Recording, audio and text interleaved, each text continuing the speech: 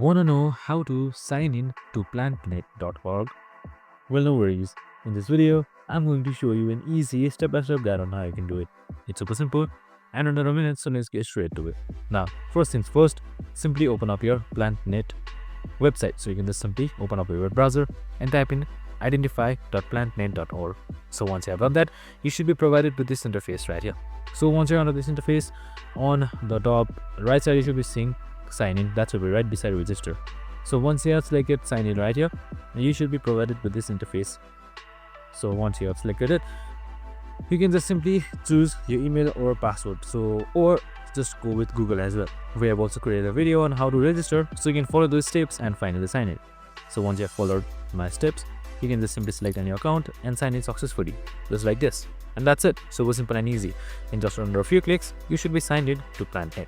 I hope this video helped. If it did, make sure to like, subscribe, and tune in with us for more videos. See you in the next one.